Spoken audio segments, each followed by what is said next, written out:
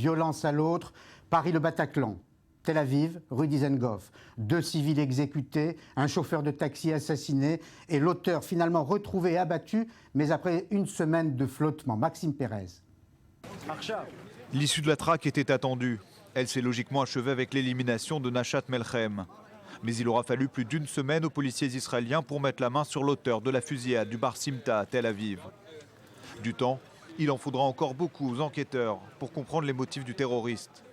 Un crime nationaliste, affirment des sources proches du Shabak, qui précisent cependant que le tireur a agi seul et qu'il ne serait lié à aucune cellule dormante. En marge de l'opération antiterroriste menée à Harara vendredi après-midi, 5 autres personnes ont été appréhendées par la police israélienne. Celle-ci doit désormais déterminer leur degré d'implication dans l'attentat de la rue Dizengoff, voir le rôle qu'ont joué les suspects dans l'exfiltration de Nachat Melchem. Au total, une vingtaine de personnes seraient dans le collimateur de la police, tous liés de près ou de loin à Nachat Melchem. Parallèlement, des critiques émergent sur l'attitude des forces de sécurité. Descente en plein jour, au cœur de quartiers résidentiels, des hommes armés jusqu'aux dents qui font du porte-à-porte, rien de très rassurant pour la population.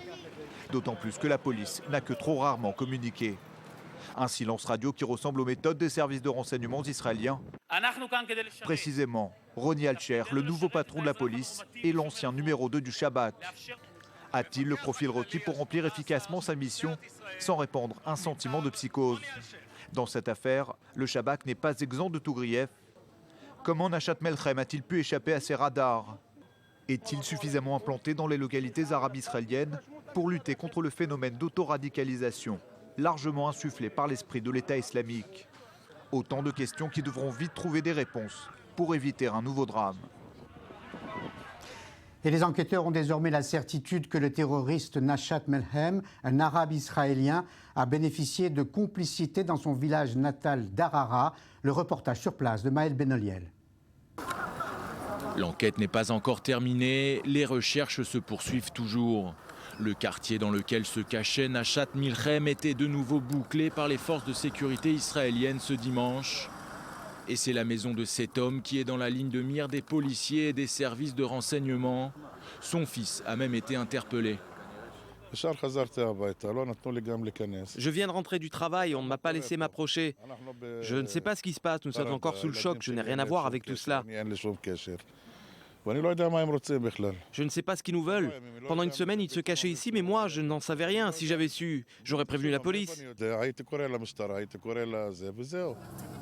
Mais à Harara, tous ne partagent pas cette opinion. En tant qu'Arabes israéliens, nous sommes contre ce qui s'est passé dans le village d'Harara, dans notre quartier d'Al-Daharat, à savoir un meurtre de sang-froid, parce que c'est une méthode cruelle. 48 heures à peine après l'élimination de Nachat Melchem, la tension reste encore perceptible dans ce village du nord d'Israël. Nous sommes tous encore sous le choc de savoir qu'il était là. S'il avait été intelligent, il se serait caché dans un endroit où les gens ne le connaissaient pas. Je ne connais pas les intentions de ceux qui ont pu l'aider, lui apporter de l'eau, de la nourriture ou des cigarettes, ou s'ils sont tombés sur lui par hasard dans la rue et n'ont rien dit à la police. Le père ainsi que le frère de Nachat Melchem ont été libérés ce dimanche après quelques jours de garde à vue sans qu'aucune charge n'ait été retenue contre eux.